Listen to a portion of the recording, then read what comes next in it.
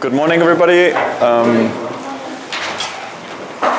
In today's lecture, we're going to continue with the topic of energy transformations, and today we're going to talk about how chemical energy is converted to mechanical energy in our cells, or rather in a specialized kind of tissue that does exactly that, which is muscle tissue. So we're going to be talking about muscle contraction, its regulation, its biochemistry.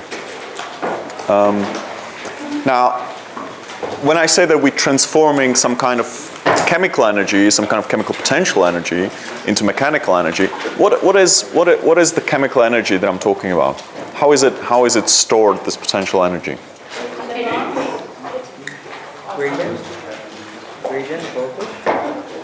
Gradient voltage. Gradient of what? Like gradient going across the membrane, like high concentration somewhere, low concentration other. Okay, okay. Potential difference? Potential difference of what or where?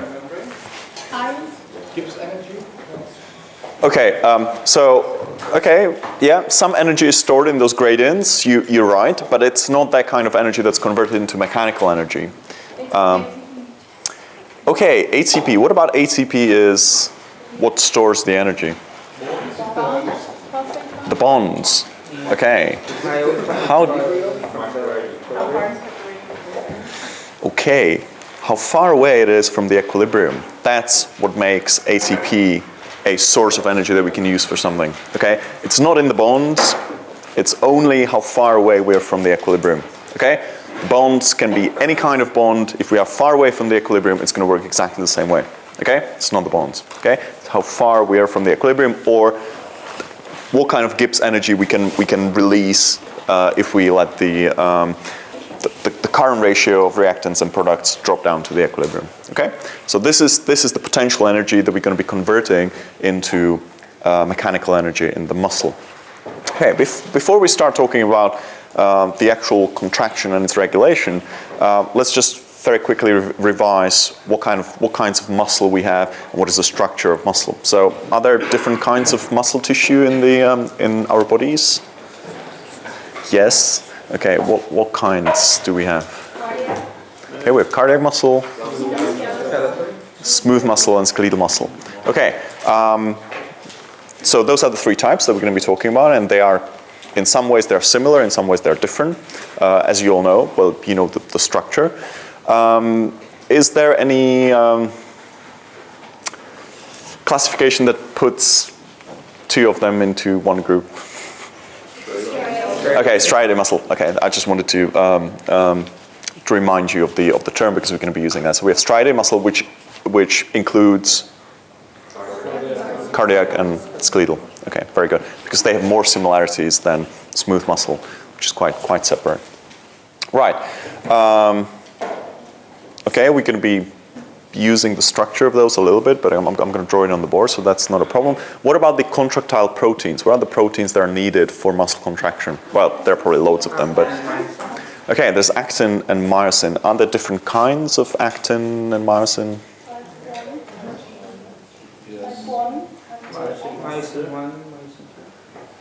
Okay, there are lots of types of myosin. Okay.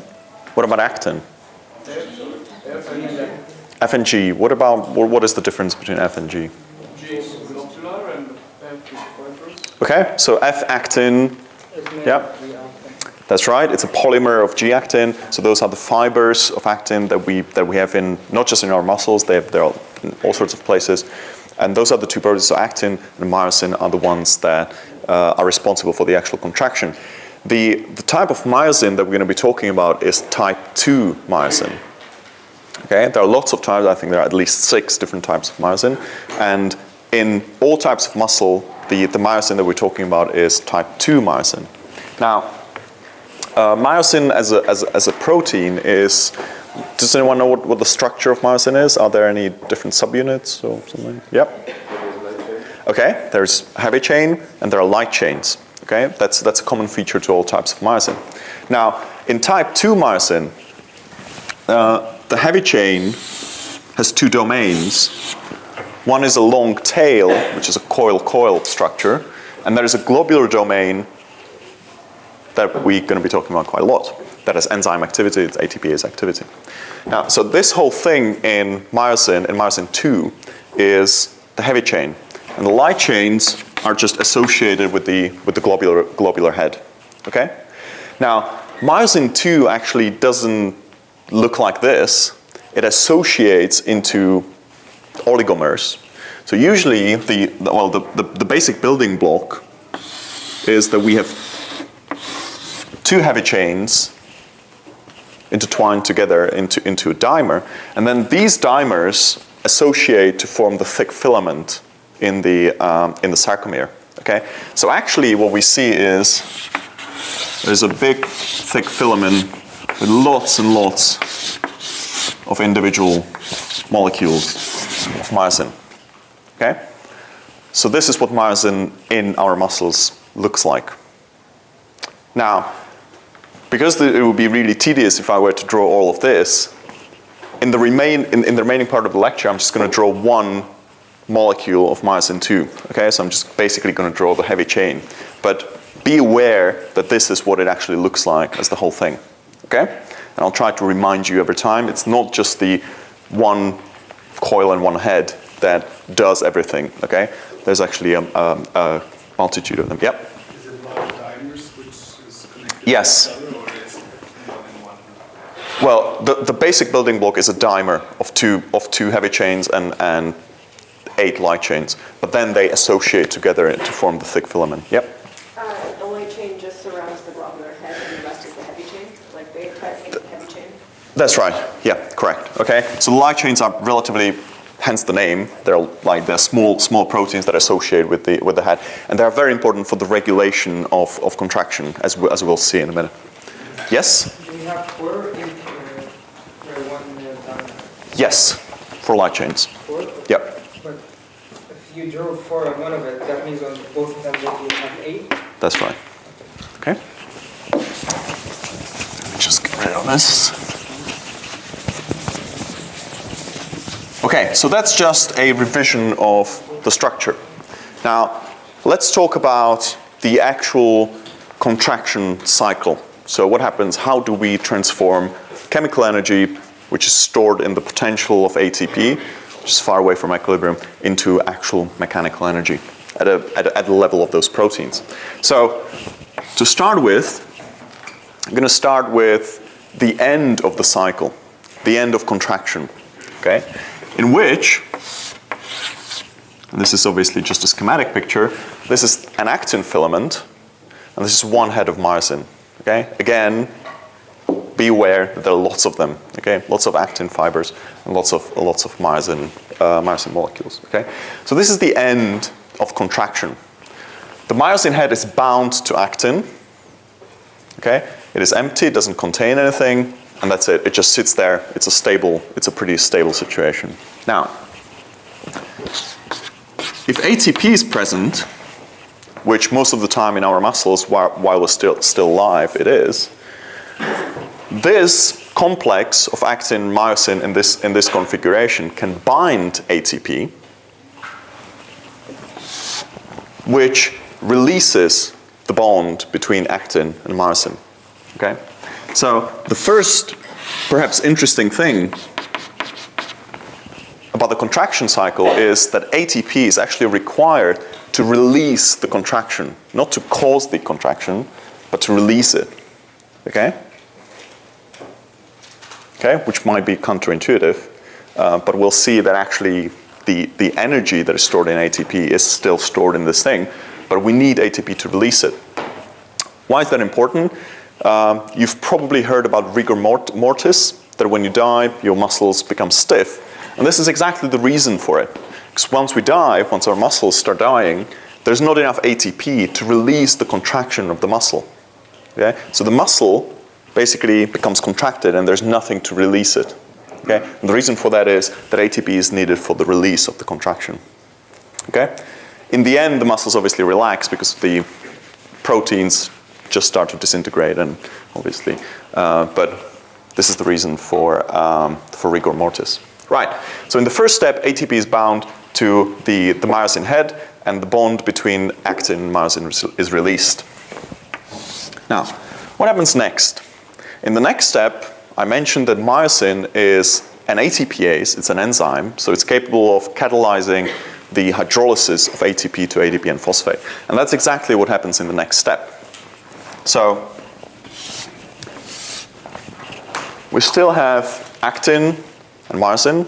Instead of ATP, we'll have ADP and phosphate, which still remain bound to the myosin head. So we have ADP plus PI, which still remains in the bound to myosin. Okay, that's the next step. Okay. In this hydrolysis, you would say, well, some energy should be transformed.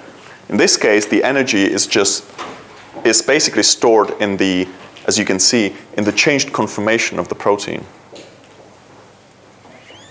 Okay? So in the hydrolysis, the conformation of the protein of myosin changes so that from an acute angle between the head and the coil part, it becomes an oblique angle. Okay? So the head of myosin is basically prepared for contraction, and that's where the energy from the hydrolysis is stored. Does this make sense? Yeah? Maybe? Not really? Okay, raise your hand if it makes perfect sense. Okay, well, most people, not quite everybody, but we can probably address it afterwards in questions. Right, so in this high energy conformation, myosin is basically ready to contract, to cause contraction. But as you can see, it's not actually bound to actin. So something has to happen to allow it to bind to actin. Now, this something, well, yes, it is calcium, but we're going to be talking about the regulatory pathways in a minute, okay? So let's just leave that as X. You're right, it's calcium, okay? But something is needed to allow this high energy form of myosin to bind to actin. So in the next step, what we see is that the myosin head binds to actin, and we still have ADP plus PI bound to it.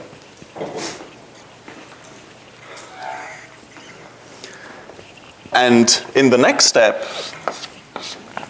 the important thing happens. So the conformation of myosin turns back to the original one, to the relaxed one, to the low energy one. But in order for that to happen, phosphate is released from the myosin head. So what we end up with is we're back in the low energy state. ADP is still bound to the myosin head.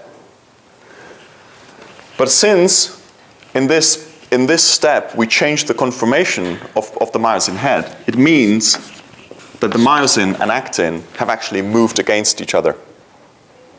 Okay? Because here we attached myosin to actin, and then we changed the conformation of actin. So the two things will have moved against each other. Okay? And this is where the actual part of contraction happens. This is where the energy that was stored in the changed conformation here, and the change of conformation was made possible by the hydrolysis of ATP to ADP and phosphate. Here, the energy is transformed into mechanical energy. Okay? Now, in the next step, ADP is released, and we get back to the beginning. Okay? To the low energy, contracted state. Okay? So this is the contraction cycle of the actin-myosin complex. Now, as I said in the beginning, I'm just showing one myosin molecule. In fact, there are lots of them in the thick filament. So actually, while this happens individually for each of the heads, during an actual muscle contraction, what happens is that all those heads actually gradually move along the actin filaments, okay? So this is a cycle for one head, but the whole filament will just keep moving slowly. Well, slowly, it's actually very quick. So when I do this, billions of myosin, or whatever, millions, hundreds of millions, I don't know, of myosin heads will go through this cycle and will slowly move along the actin framework. Does it make sense? Okay, so this is a simple schematic of what happens with one myosin head, but actually there are lots of them. So during one contraction, so this is not one contraction, okay? This is a tiny little part of one muscle contraction, okay? Does that make sense? Or did I just confuse you? Raise your hand if that's clear. Okay. Good. Any questions about the contraction cycle itself? It's relatively simple. You just have to learn it. Yep. Is this cycle been proven, or is it ever been proven? Well, I don't want to go into the philosophy of proving something, but yeah, this is the consensus. There's a lot of evidence for this. Yes. It's not just conjectural. It's actually there's experimental evidence for this. Why are you doubting anything? Or? Just been told that it's never actually been proven. Oh, I'm pretty sure it has been. Yes. Yeah. Yes. The exact step where chemical energy is converted to mechanical is when phosphate is released. Yeah. Well, this is what causes actual movement in the muscle. Okay. But you could argue that the chemical energy is already converted into mechanical energy here because you changed the conformation of myosin. So I guess it depends which one you pick. Okay. But the movement is produced here. Yes. Okay. Any other questions about the contraction cycle? Yep. Also here, like in those two intermediate steps, what are they? Are they relaxed or contracted? Which steps? The second and the fourth, I guess? Which is the second and the fourth? This one? Yeah. Like, Okay. So this is still a relaxed conformation. Okay. It's a relaxed conformation of myosin, and it contains ATP. Okay. Here it turns by ATP hydrolysis. It turns into the high energy. high energy, but still relaxed. Well, no. Okay, we're talking probably about two different things. One is relaxed muscle, Yeah. and the other one is relaxed protein. Okay, so the relaxed protein, the protein is relaxed here, here, and here it's in the non-relaxed, in the high energy state. Okay, for the muscle as a whole, it's very difficult to say whether it's, well, clearly if it's in this state, it's not relaxed. Okay, so here, whenever myosin is bound to actin, the muscle is probably contracting, okay? But again, the actual macroscopic muscle contraction is a sum of all those individual heads of myosin doing something. Does it make sense? It's not easy to map this onto what you'll see macroscopically, because it depends. If it is just one myosin head doing this, you won't see any macroscopic contraction. It's too small for that. Okay, when you have 1 million myosin heads doing that, you will see macroscopic contraction. Okay, right. Anything else? So the third step is the high energy state, ATP plus 3 when it's not. This one? Yeah. Yeah, that's the protein is in a high energy state, correct. And it's in a high energy state until it releases phosphate when it goes back to the low energy state, which causes the movement. The myosin clears the isolat. Normal. Yeah, the myosin has ATPase activity, okay? So it does cleave, it does hydrolyze ATP to ADP and phosphate. Okay? Right, so let's now move on to the perhaps more interesting bit, which is the actual regulation. And you correctly said that the stimulus for this whole cycle to be a cycle, not to stop here, is calcium.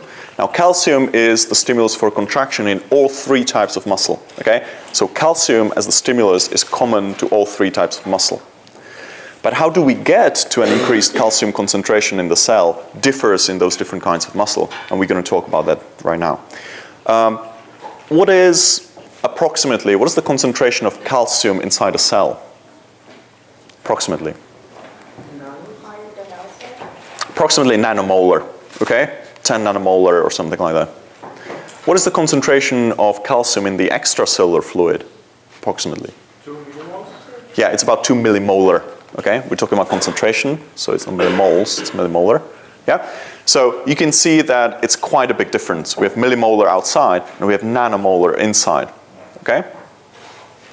What is the difference? How many orders of magnitude is that between nanomolar and millimolar?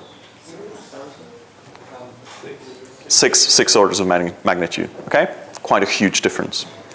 Now, in most types of muscle, in order to start this whole cycle, or rather to remove the block which is here, we need to raise the concentration of calcium inside the cell approximately to micromolar levels. Okay? So 2 or 3 orders of magnitude up. Okay? Now, how does it work? How does it happen in the different kinds of muscle? Let's first start with skeletal muscle, and because there are lots of similarities between skeletal and cardiac muscle, so we'll use the mechanism of skeletal muscle then to explain cardiac muscle. So if we draw schematically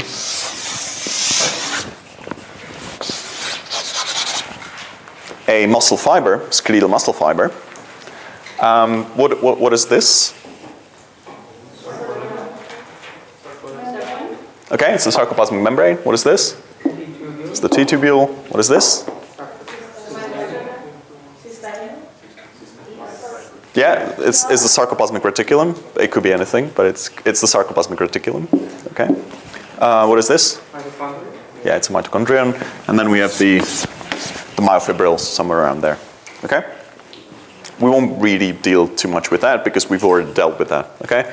So we already know what happens at the level of myofibrils. Now we're interested in the rest of it. Right. What is the outside stimulus for skeletal muscle contraction? We talked about it in one of those previous lectures. It's acetylcholine. Okay? Acetylcholine is released from the nerve ending at the neuromuscular junction, and acetylcholine binds to its specific receptors. Okay?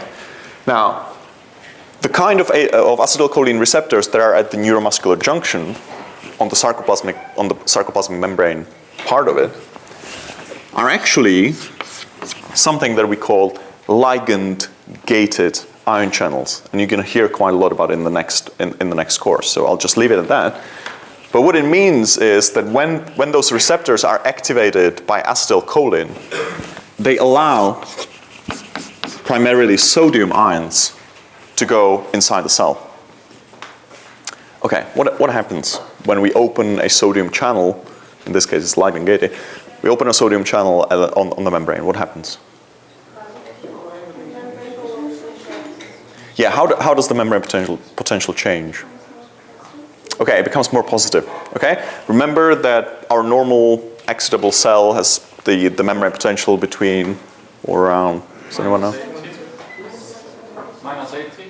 Minus 60, 70, 80, depending on the tissue, okay? So it's negative inside. Therefore, if we open a sodium channel, sodium, because of the gradient, will go in and will raise the potential. The potential will become more positive, okay? It can go all the way to 0. It can actually cross 0. That's not the point now, okay? So we depolarize the membrane. We increase the membrane potential. Now, raise your hand if this is clear, at least to some extent. Good, okay. Right, so we depolarize the membrane around our acetylcholine receptor. Now what happens next? This alone would not be enough to depolarize the whole cell. We need to amplify the signal. We need to amplify the depolarization. And for that, we have a different kind of sodium channel, which is no longer ligand-gated, so it's not stimulated by acetylcholine, but it's something, it's voltage-gated. Okay, it's a voltage-gated ion channel, which means that it's open when the membrane depolarizes around it. Does that make sense? Yeah, good. Okay, so it's a voltage-gated sodium channel, which further amplifies the depolarization and allows the depolarization to run across the whole skeletal muscle fiber. Okay. Now, we're still not that closer to calcium, so what we need is a calcium channel. And indeed, on the sarcoplasmic membrane, there is a calcium channel, which is a voltage-gated calcium channel, and it's called dihydropyridine receptor.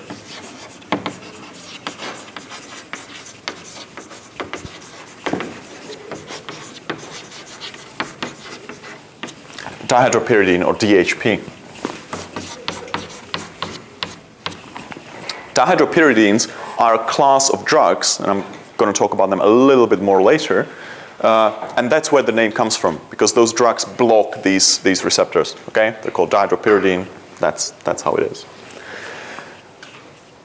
The interesting thing is, in skeletal muscle, that even though this is a voltage-gated calcium channel, voltage-dependent calcium channel, it's not really important whether it allows any calcium in or not. It probably doesn't. What it does, when the membrane depolarizes, it changes its conformation. And the change in conformation is physically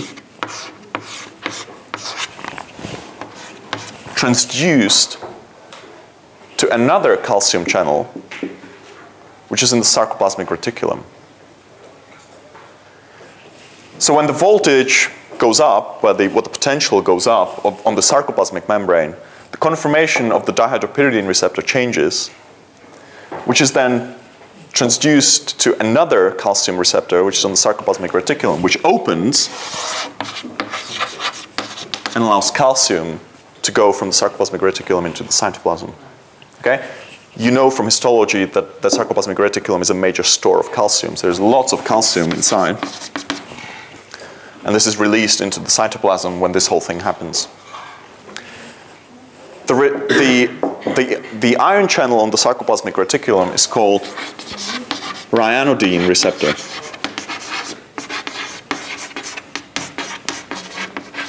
And once again, ryanodine is a compound that blocks it. Okay, it's a plant-derived compound that blocks it. Okay, those are just names, but they are relatively important so that we know which channel is which. Okay. Okay. You look a bit depressed or something. Yeah. Yep. I have a question. Exactly, are the DHP and the is that inside the cell? Or It's inside the cell. yeah, so it's not. So this one is on the membrane. No. Sorry? Is it in sarcolemma or the? Yeah, this one is in the membrane. This one is in the sarcoplasmic reticulum membrane. This one is the cell membranes, and they are physically connected. The two are physically connected together.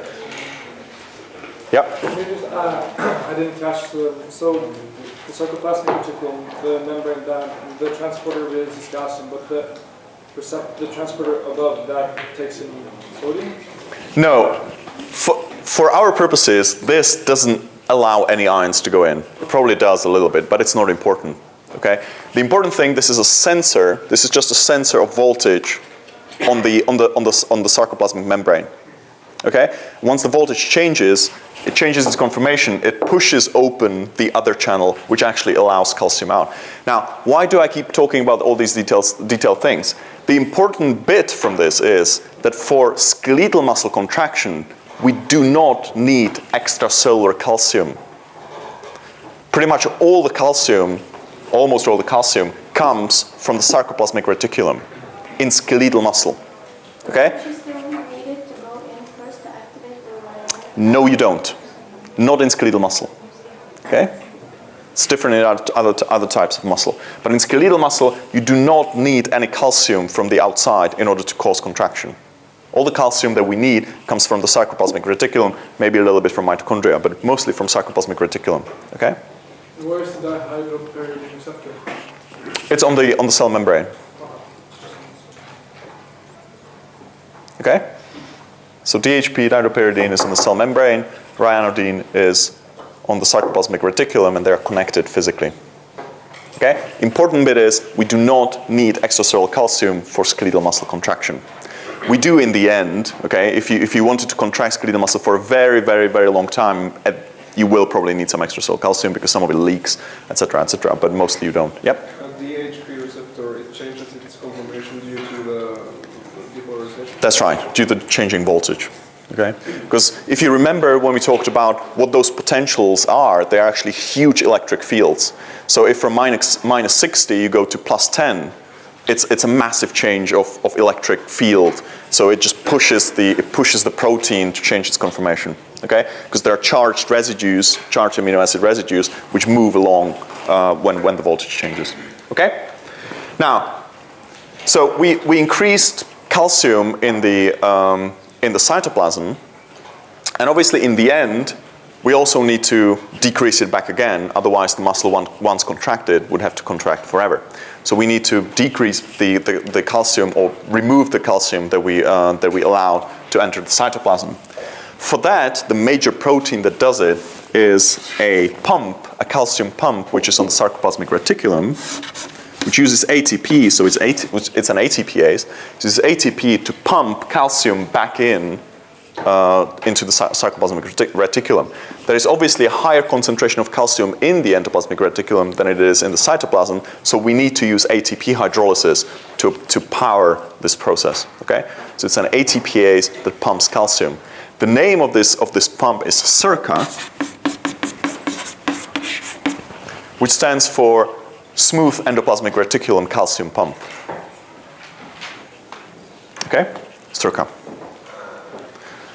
There are also some pumps and antiporters on the cell membrane which will also pump some of the calcium out, but they are less important for skeletal muscle. The most important one is SERCA. Okay? So this is how we increase calcium. Now we know how we increase calcium in skeletal muscle, and we know what happens, how the whole contraction cycle works. But we need a connection between those two. What is the sensor? How do the myofibrils know that there is an increased level of calcium in the cytoplasm? In the skeletal muscle, this sensor is the troponin-tropomyosin complex.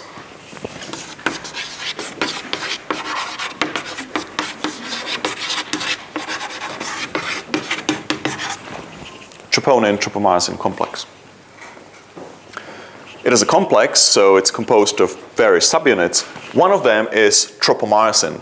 Now, tropomyosin is a relatively long molecule, long protein molecule. This is F-actin. Okay, as you know, it's a dimer. There are two fibers. So this is F-actin. And tropomyosin, as I said, is quite a long protein molecule that sits at regular intervals on this F-actin. And tropomyosin blocks the binding sites for myosin to actin. Remember, in the cycle, we saw that in order for the movement to happen, myosin has to bind to actin, and then things start happening. Yeah?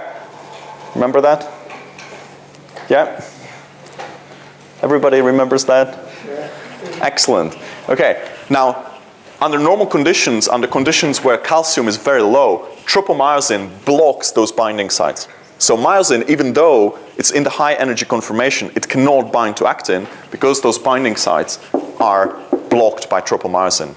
Now, to tropomyosin, the three subunits of troponin are connected.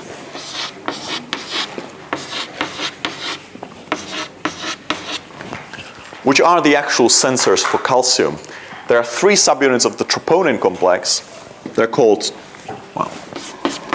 TNC, TNI, and TNT. So troponin C, troponin I, and troponin T, three subunits. Troponin C is the one that actually binds calcium. So when calcium concentration goes up in the cytoplasm, calcium binds to troponin C, which changes its conformation. The conformation change is then transferred to the rest of troponins and is also transferred to tropomyosin, which moves away from its position and allows myosin to bind to actin. Okay, do you want me to repeat it? Raise it. Okay. So, we talked about how calcium concentration goes up in skeletal muscle. We know the whole sequence. Now when that happens, this increased amount of calcium binds, at least some of it, binds to troponin C. As troponin C binds calcium, it changes its conformation, and since it is part of this whole complex, the change of conformation in troponin C is transferred to the rest of the complex, to the other two troponins and tropomyosin. And tropomyosin is moved away from its position so that the binding sites on actin for myosin are free and myosin can bind to it. Okay? So the increasing concentration of calcium from nanomolar, let's say, or 10 nanomolar to micromolar unblocks the binding sites on actin so that myosin, which already has ATP bound, can bind and can start the whole cycle. Obviously, at the end of the contraction, when acetylcholine is removed by acetylcholine esterase, which stops the influx of sodium ions, the membrane repolarizes. I don't want to go into details how, but it repolarizes. Calcium concentration, all the calcium channels close, calcium is pumped back in, the concentration of calcium drops, therefore troponin C releases its calcium because the concentration outside of it is low, and the whole thing goes back, and troponin once again blocks those binding sites and the muscle relaxes.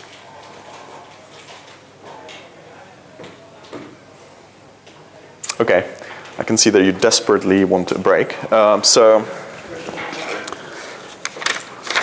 if there are no acute questions about this thing, let's have a 5-minute break and we'll continue after that.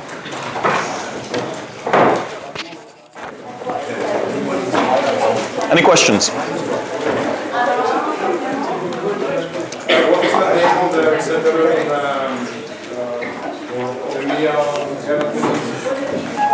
Ryanodine, Ryanodine. Any questions about the contraction cycle or the regulation in skeletal muscle? Yep. What the what stands for? Oh, CERCA, smooth endoplasmic reticulum calcium pump. Well, there's no pump, but calcium, let's say, okay? Smooth endoplasmic reticulum calcium pump.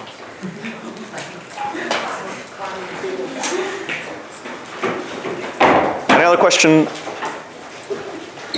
Okay, so if you understand the regulation in skeletal muscle, it's very similar for the cardiac muscle. Okay, so we'll build on this, and I'll just mention the differences between cardiac muscle and the cardiac muscle and skeletal muscle.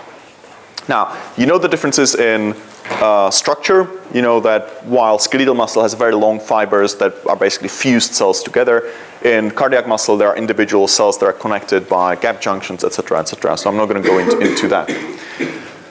The main difference between there are several differences. One is, we don't have, as you know, the cardiac rhythm, cardiac contraction, cardiac muscle contraction is not regulated by nerves.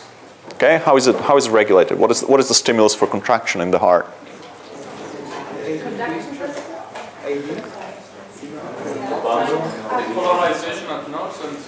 Okay, so there's a spontaneous depolarization in specialized bits of cardiac muscle. Okay, the SA node, the AV nodes, okay, depending, normally it's the SA node, which is not important now. The important thing is there is an automatic depolarization that happens in the muscle itself. Okay, so it's not driven by nerves, unlike skeletal muscle. It's done in the muscle itself. There are specialized cells for that. Yep. Can it be driven by nerves?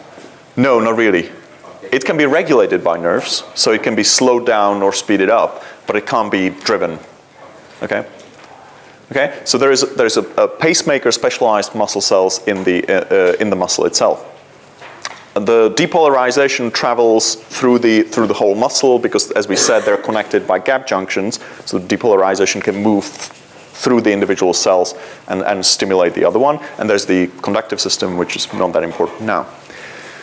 Okay, looking at the cellular level, the main difference between skeletal muscle and cardiac muscle is that in skeletal muscle, we said that we do not need any extracellular calcium, okay? We only need a sensor on the cell membrane, which tells us the cell membrane is depolarized, which is then transferred to the sarcoplasmic reticulum, and calcium is released. In the cardiac muscle, we do need outside calcium.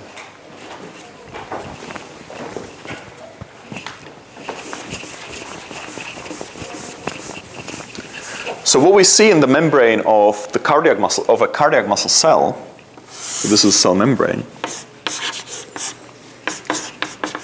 there's also a dihydropyridine receptor, different type, so there's a voltage-gated calcium channel,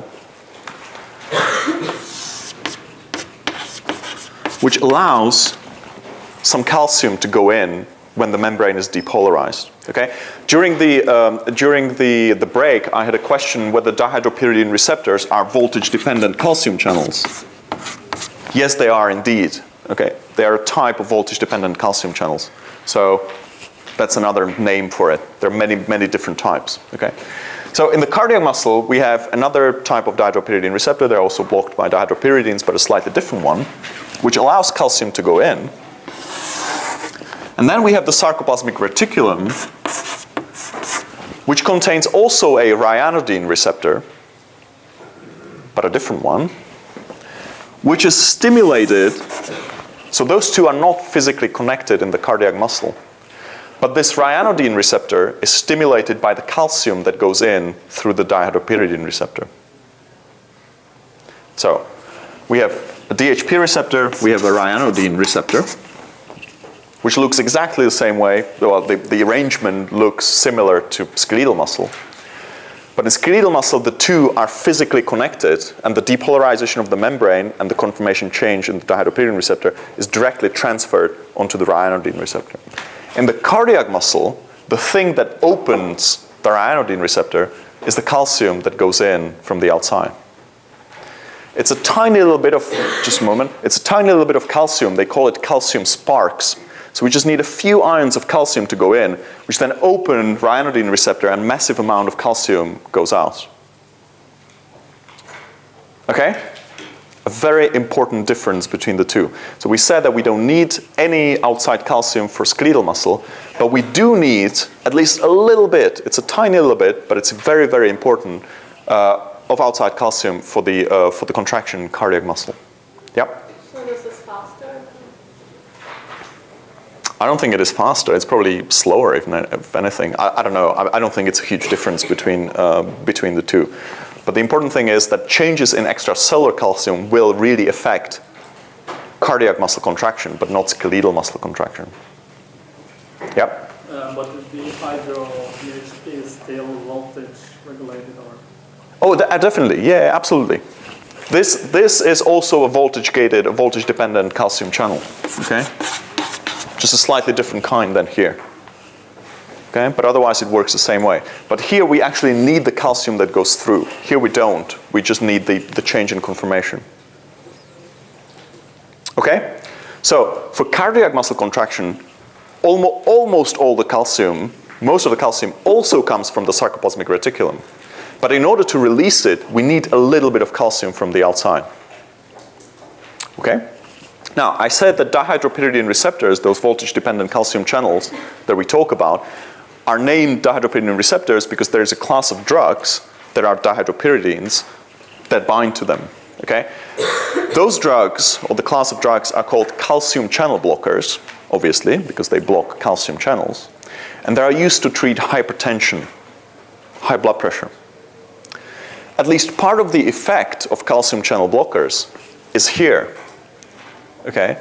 Because if we decrease the amount of calcium that goes into the heart, we decrease the strength of contraction of cardiac muscle. And if the heart basically contracts with less strength, it pushes less blood into the bloodstream, and therefore it decreases blood pressure. Yeah, okay? This is extremely simplified because they also affect the rhythm, etc., so I don't want to go into too much detail. But dihydropyridines have no effect on skeletal muscle. Okay? They bind to the receptor, but that doesn't matter because we don't need the calcium that goes through. Okay? So skeletal muscle, no effect. In cardiac muscle, there is indeed an effect. Okay? Because the dihydropyridines and other calcium channel blockers can block the calcium that goes in that is important for the initiation of contraction. Does it make sense? Yeah? Good. Now, after we've increased calcium in the cytoplasm of cardiac muscle, the rest of the process is the same as in skeletal muscle. So in cardiac muscle, therefore in all striated muscle, we have the troponin-tropomyosin complex, which is the sensor for calcium. Okay, so it works the same way. Calcium binds to troponin C, the conformation change is transferred to troponin T, troponin I, and tropomyosin. Tropomyosin is removed from the blocking position, and myosin can bind. Okay, the rest of it is the same. What I'll mention here is that the troponins in skeletal muscle and cardiac muscle are different subtypes of troponins. So if there is a damage to cardiac muscle, those troponins are released, and we can specifically detect whether they are cardiac muscle troponins or whether they are skeletal muscle troponins. And this is used for the diagnosis of myocardial infarction, of heart attack. Because when you have a heart attack, a little piece of the muscle dies, and those troponins are released into the bloodstream. So we can detect specifically cardiac type troponins, and it's used in diagnosing a heart attack. Okay? Which will be important in later years. Right. Any questions about cardiac muscle contraction? Yep. I didn't understand the difference between, because both of them are dependent on calcium. Yep. But why is cardiac muscle less dependent on that? No. Skeletal muscle is not dependent on outside calcium. All the calcium it needs is stored in the sarcoplasmic reticulum. The cardiac muscle, we do need some calcium to go in from the outside.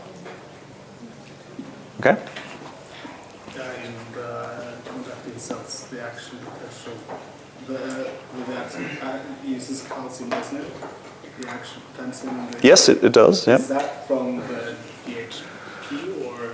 There are also other types of calcium channels. Okay, some of it comes from here, but there are other kinds as well. And I don't want to go into the regulation of the rhythm because it's a fairly complicated thing. Can they trigger the or? Usually those two types of channels are very closely associated. So they're not physically connected as in skeletal muscle, but they're very, very close to each other. So the other types of channels, they may be at a different part of the cell where they're not connected with, where they're not in close association. So the calcium that goes in, as you directly in not just in the conductive system, actually, the whole action potential is driven at least in part. Now, I'm talking about things that you'll hear a lot more about next year. So, okay, this is slightly more advanced that we're talking about now. So this calcium could probably activate it because it just needs to bind to that. But since they're not very close to each other, it takes a long time for the calcium to diffuse there, so it probably doesn't affect it hugely. Okay, but in theory it could. Okay. Yep. This is like, doesn't it need to be depolarized? Oh, absolutely. I left that part out completely because I said there's depolarization from the pacemaker, which travels along the whole cardiac muscle. Of course, depolarization is the first step. Okay, and since this is a voltage-dependent calcium channel, it needs to be depolarized in order to open. So absolutely, depolarization is the first step. Okay? But does the cardiac muscle depolarize itself? Or Yes, it does. the muscle does not? No, it doesn't. No. The cardiac muscle has specialized pacemaker cells that depolarize themselves, and then the depolarization spreads around the muscle. Okay, yep. You mentioned in heart damage, you could see it by the different types of troponin. Yep. Is that, yeah. And it's nothing. It's not just different types of pumps. It's a troponin. It's a troponin, correct. Okay, so when the muscle dies, all of its proteins are released into the bloodstream, and we just pick the ones that we know are specific. Okay, there is lactate dehydrogenase, lots of enzymes, so you can detect all sorts of things in the bloodstream. But we picked troponin because we know that it's cardiac specific, and we can say this only comes from damaged cardiac muscle. Okay. Yep. How does the heart regulate the heartbeat? Okay, that's not the subject of today's lecture. Okay, there will be another lecture about that next year. Okay. It's quite interesting, but you'll hear about it later. Okay, any questions about cardiac muscle or skeletal muscle? If not, we'll move on to the last type of muscle, which is smooth muscle. Now, smooth muscle is very different from the two types of striated muscle. Okay, you know that there are individual cells that are not connected by gap junctions. They look like normal cells. They can contract. They don't have any specialized T-tubules. They don't have as much sarcoplasmic reticulum. They're just very different from the rest of it. And the mechanism of contraction or the regulation of it is also very different. We said that for all three types of muscles, calcium is the main stimulus. And it's true also for smooth muscle. Only there are different ways for smooth muscle to increase its intracellular calcium concentration. One of the types could be depolarization, membrane depolarization by a nerve or by some neurotransmitter or something like that. So that's similar between the two. But in smooth muscle, there is another way where a hormone can release calcium from the sarcoplasmic reticulum. So a hormone can bind to a receptor. It doesn't depolarize the membrane, but through a signaling cascade, it can release calcium from the intracellular stores. I'm not going to go into too much detail because you'll hear about the different signaling cascades that can do that in the next course. So we'll hear plenty about that. I'm just saying now that unlike skeletal muscle and cardiac muscle, which need to be depolarized, their membranes need to be depolarized in order for contraction to happen. In smooth muscle, that's not the only possibility. Okay? So smooth muscle can contract even without depolarization. Now, the other very important difference between skeletal muscle, cardiac muscle, and smooth muscle is that smooth muscle depends much more on extracellular calcium than either of those two. Okay? So once again, skeletal muscle doesn't need extracellular calcium, sort of. Cardiac muscle needs extracellular calcium, but only needs a little bit of it. Smooth muscle is, out of those three types, the most dependent on extracellular calcium. Okay? So smooth muscle won't actually contract for very long if you don't have calcium outside. Okay? It probably won't contract at all, just very, very briefly. Okay? So smooth muscle is extremely dependent on extracellular calcium. Going back to our story about dihydropyridines and calcium channel blockers, I said that they're used to treat hypertension and that one part of their effect is due to slowing down the heart and making the contraction less strong. But the main part of their effect is actually not in the heart, but it's in the smooth muscles.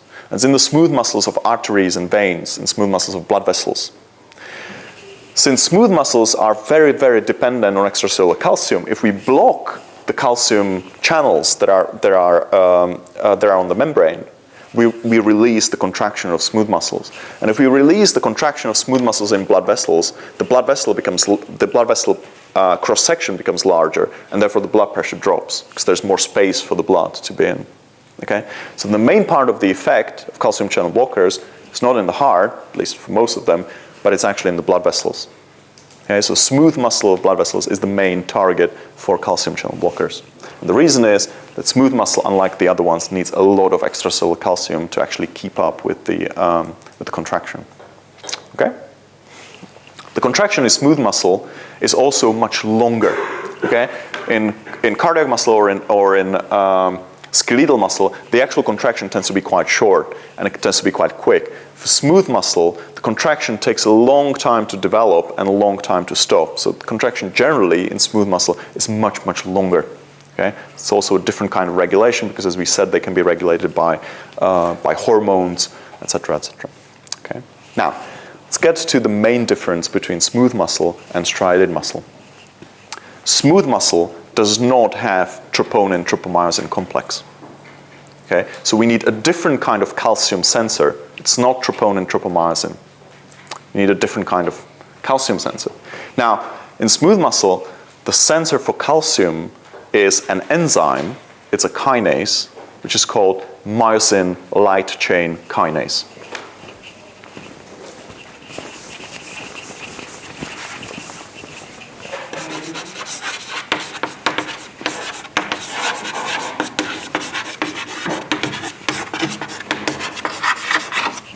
Myosin light chain kinase.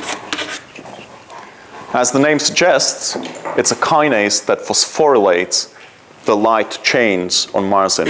Okay? So far, we haven't really talked about the light chains. We're just interested in the heavy chain that actually does all the interesting stuff. But I said very briefly in the beginning that the light chains are important for the regulation of contraction.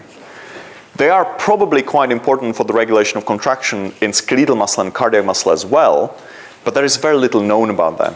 So they do play a role, but we don't really know what kind of role and how important they are. In the smooth muscle, the phosphorylation of light chains, of the regulatory light chains by myosin light chain kinase, is the thing that allows the whole contraction of smooth muscle. Okay? So when calcium increases inside a smooth muscle cell, it binds to a protein called calmodulin. Raise your hand if you've heard of calmodulin. Okay, not that many people. So calmodulin is a specialized protein in the cell that binds calcium with high affinity. Troponin C, which is the binding protein in skeletal muscle and cardiac muscle, is quite similar to calmodulin. They're different proteins, but they work in a similar way. Okay? So calmodulin just floats around the cytoplasm, and when the concentration of calcium goes up, it binds calcium. And this whole complex of calcium-calmodulin binds to myosin light chain kinase and activates it.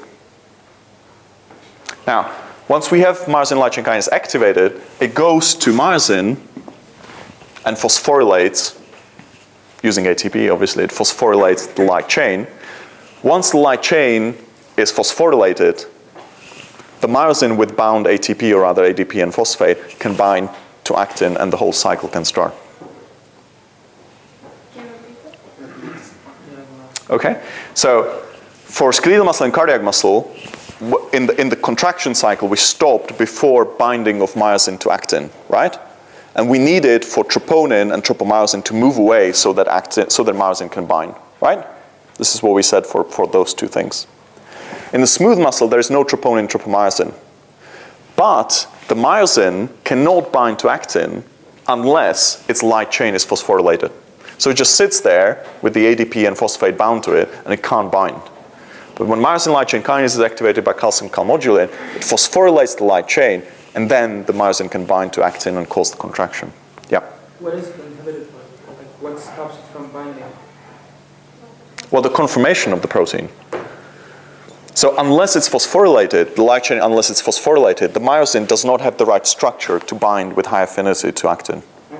Only once it's phosphorylated, changes its conformation, then it can bind. So the regulation here is not at the level of actin. The regulation here is the level of myosin. Myosin cannot bind unless it's phosphorylated. Does that make sense? It's a fundamental difference between the two, between smooth muscle and striated muscle. Yep. You said that there are several ways to stimulate calcium. Yep. To get in that smooth. Yep. You said one hormone. Yep. What are the other? Depolarization, the same way as in skeletal muscle and cardiac muscle. So you can depolarize, or you can use a hormone that doesn't depolarize it, but also releases calcium. Hormones are more important? It depends which smooth muscle we're talking about. Okay, does it make sense? Do you see the main difference? Do you understand how myosin light chain? Because in tests, this is very often we see that students are confused and they still think there's some troponin there and stuff like that. So this is quite an important thing to see the difference. So no troponin, and it makes calcium modulin to Calmodulin. I'll just write it down. bind to myosin, so you can. Say again the question. Yeah, calmodulin means to phosphorylate the myosin so you can bind to actin. No. Calmodulin binds calcium, then the whole complex binds to myosin light chain kinase, and that's the enzyme that phosphorylates myosin. So this is what phosphorylates myosin, but it needs this in order to be activated.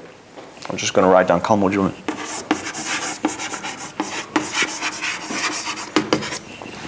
Calmodulin.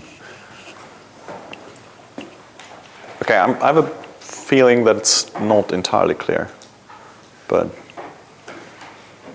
well, now is your chance to say, explain it again. Could you just explain again? Okay. Okay.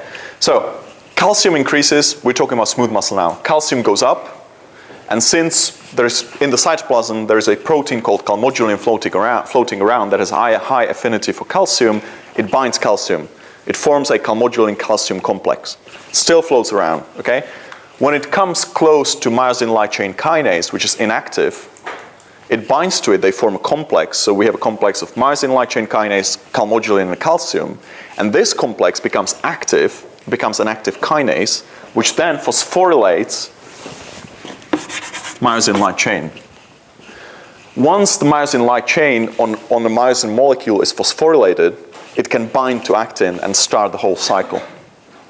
The whole cycle will keep going, so the contraction will keep going until the phosphorylation, the phosphate group which was added to the myosin light chain, is removed. And there's indeed a specific phosphatase,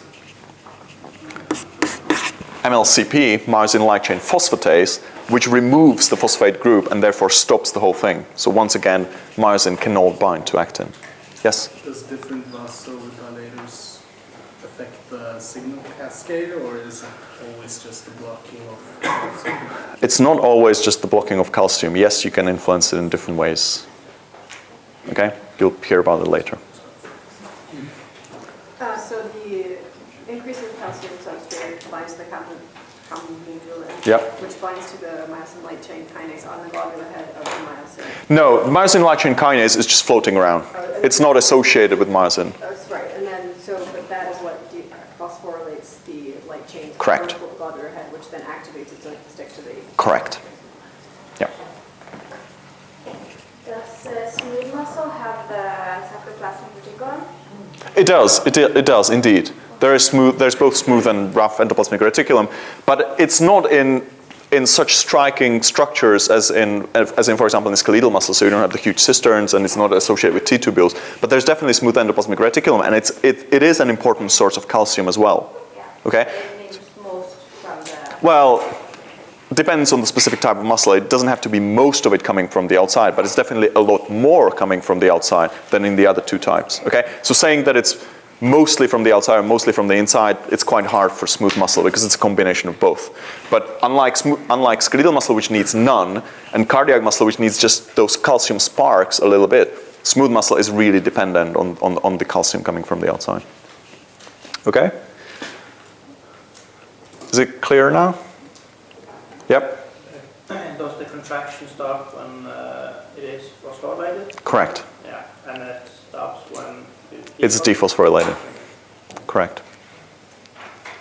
MLCK, is that close to this sarcomere, or is it where's it floating? It's floating freely in cytosol or closer to cytosol? You'd think, well, it's somewhere in the cytosol. You'd think that it's probably closely associated with the myofibrils, probably, but yeah. Yeah. You'd think so. I don't know. Yeah. After dephosphorylation, we need to remove calcium. Do we do it in the same way as the other two? Yes. Obviously, when the stimulus, the hormone or depolarization goes away, we also have to pump the calcium away from the cytoplasm in order to stop this whole cycle. And it works in a similar way as for the other types of muscle. So some of it is pumped back into the into the endoplasmic reticulum. Some of it is going to be pumped into the mitochondrion, and some of it is going to be pumped out of the cell using antiporters or pumps. So correct. In order to stop the contraction, we have to remove calcium. Okay? Yep. Does calcitonin does anything to this? Nope. No, it doesn't. Okay. Yeah. So you said that the smooth muscle, the contraction is connected to myosin, and the skeleton and the cardiac is... The regulation. So in the cardiac muscle and skeletal muscle, the regulation sits on actin. It's the troponin-tropomyosin complex. Okay? In the smooth muscle, the regulation is at the level of the myosin head, which needs to be phosphorylated in order to bind. So there's nothing on the actin blocking myosin to bind. It's the conformation of myosin itself that doesn't allow it to bind. Okay? Okay. Right.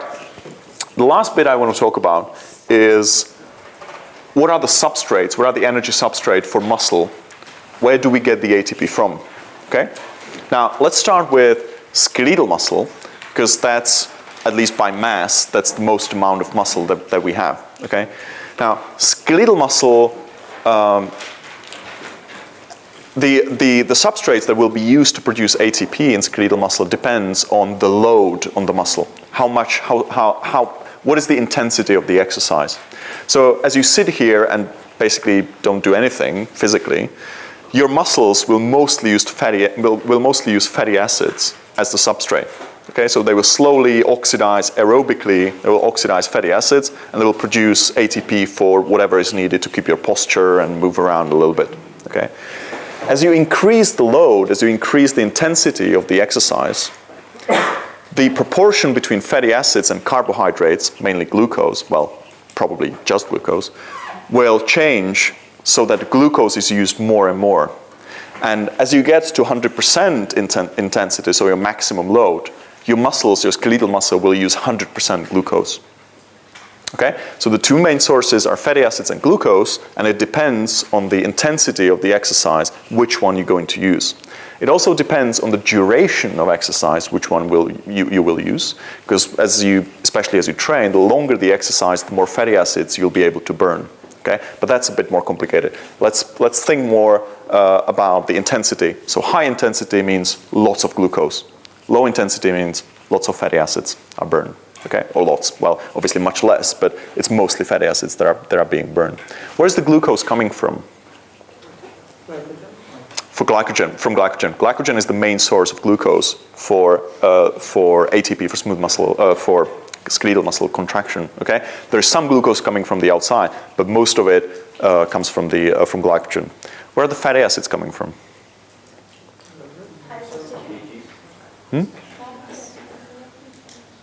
From adipose tissue, from fat tissue, okay? There's lipolysis, fatty acids are released, and those free fatty acids are used for the metabolism.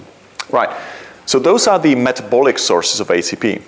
But when the muscle starts contracting, the first thing it's going to use is just the store of ATP that is inside the muscle, okay? So always some concentration of ATP in the muscle. And the first thing that the muscle will use for the very short period of time when it starts contracting is just that ATP that sits around. So it doesn't have to start producing ATP by some metabolic pathways. It can just use what is there. The amount of ATP in your average skeletal muscle only lasts for a few seconds of the contraction. Okay, you'll see different types. Sometimes people will say 2 seconds, 5 seconds, something like that. Just very few seconds. Where you can use only the ATP that is there. So none of the metabolic pathways need to be turned up or anything like that.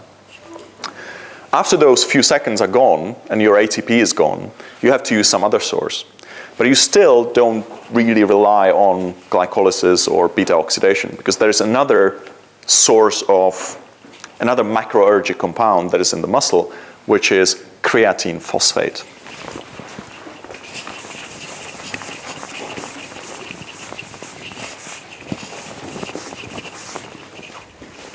Creatine phosphate.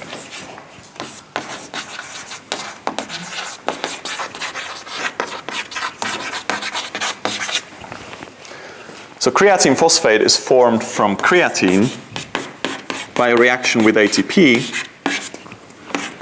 to form ADP and creatine phosphate.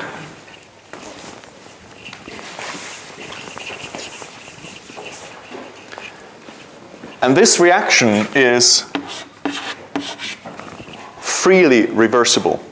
So we don't lose any energy, we don't lose any chemical potential by turning ATP into creatine phosphate, or by taking creatine phosphate and turning it into ATP.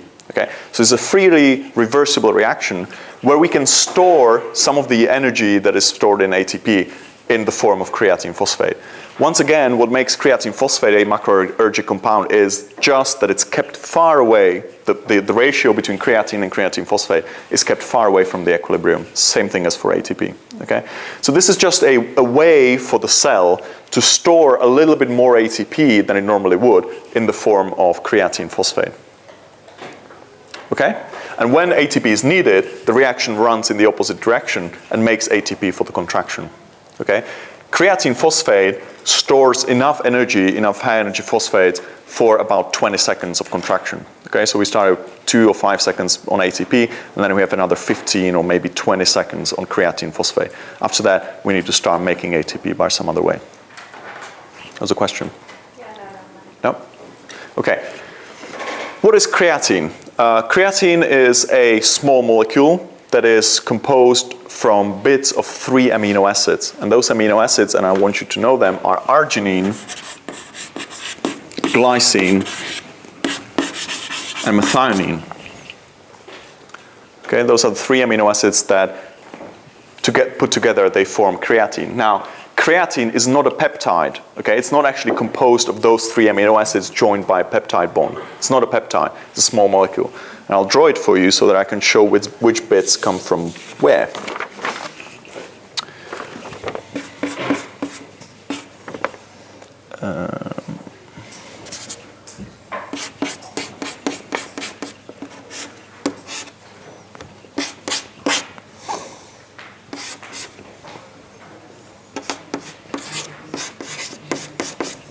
Okay, so this is creatine.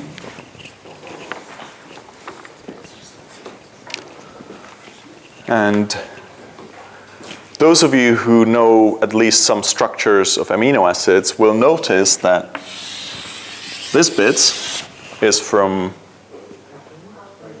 arginine. Very good. This bit is from Anywhere? methionine. It comes from methionine. Because methionine, the group at the end that is bound to the sulfur, if you remember what it looks like, this methionine is used very often, this methyl group, sorry, is used very often to add to other compounds. So when we need to add a methyl group, methionine is very often the source of the methyl group. Okay?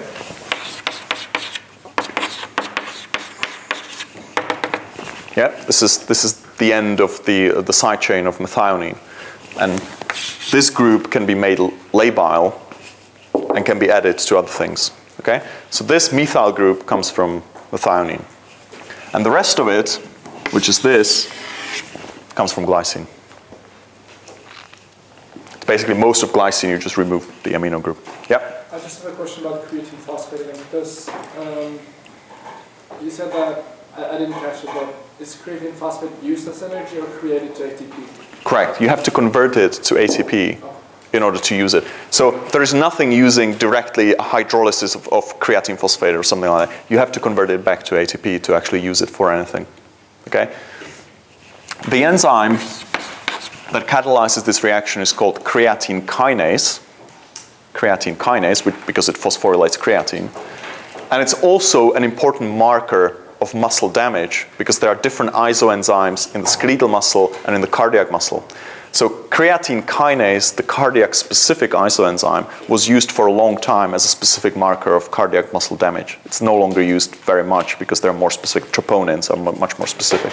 But creatine kinase is a very, very important enzyme, an important marker. Okay? Right. Is creatinine absorbed faster than glucose? Say again? Is creatinine absorbed faster than glucose? From where? Like, if you take creatinine, Okay, so now you put together quite a few things. Okay, you put together creatine, creatinine, okay, different things, and creatine phosphate. First of all, creatine phosphate is only inside cells. You can't absorb it from anywhere. It doesn't cross the membrane. So you only find it inside the muscle cell, creatine phosphate, okay? Creatine itself is synthesized in the cell, but you can take it in your diet. Normally you would get it from muscle tissue, meat, but obviously you know that bodybuilders take large amounts of creatine, believing that it will increase their muscle mass, which seems doubtful. But there may be some tiny little effect, but the studies show that it doesn't really have a huge effect on an actual protein synthesis in the muscle. It does have an effect on muscle mass because as you load your muscle with creatine from the outside, it pulls water with it, so your muscles swell with the water, so they look bigger and they weigh more, but there's actually no effect on muscle strength or anything like that. The final thing, I know I'm not really answering a question, I guess, but the final thing that you mentioned is creatinine.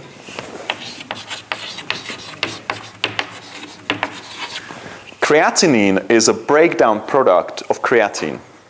So creatine, as it looks like this, and actually creatine phosphate looks like this.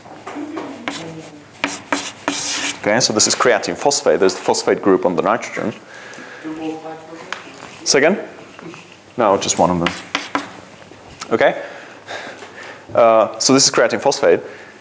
both creatine and creatine phosphate are quite unstable, and they tend to form a cyclic compound. So the nitrogen binds to the carboxyl group and they form a cyclic thing. This cyclic thing is called creatinine.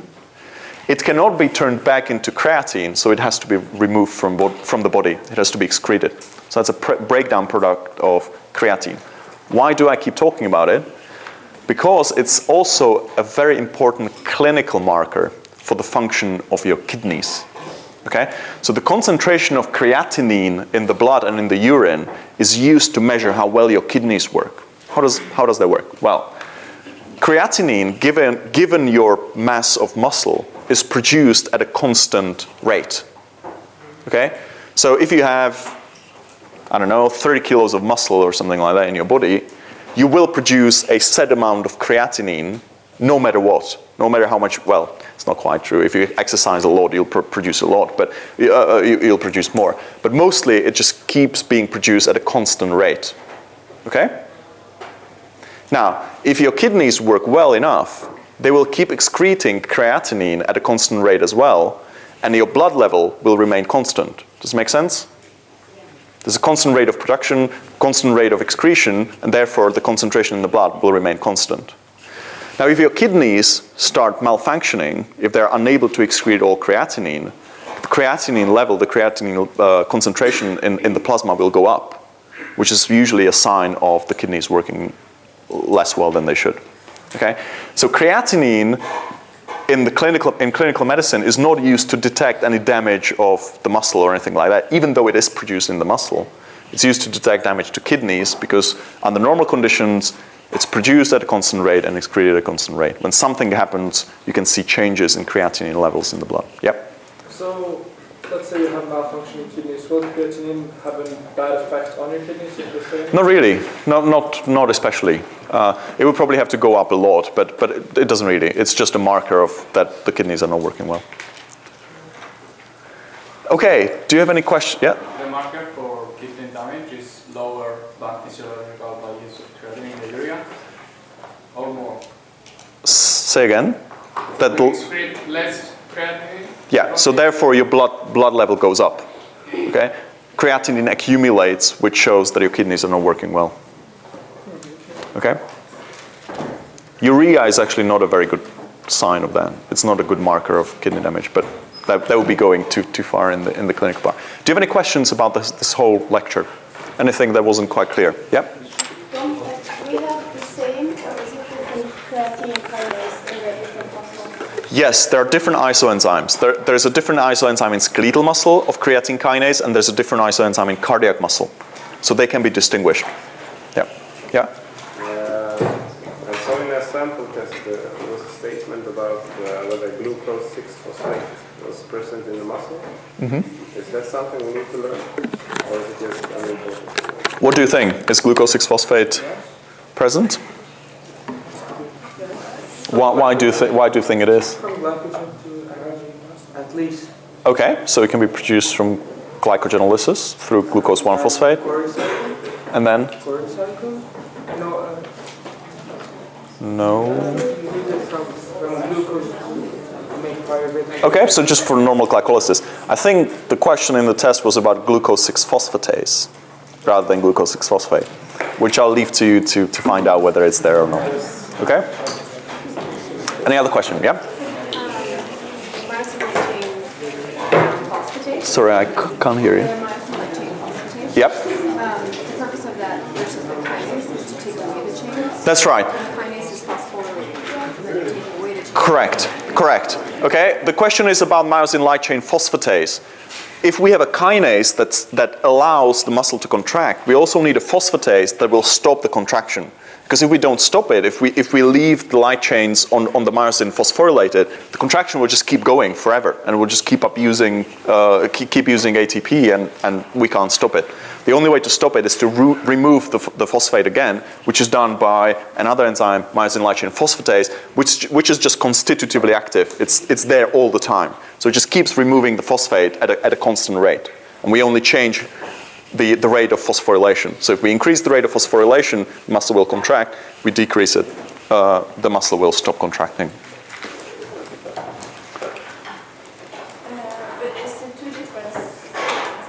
There are two different enzymes. One is regulated by calcium, which is myosin light chain kinase. The other one is just active all the time, which is myosin light chain phosphatase.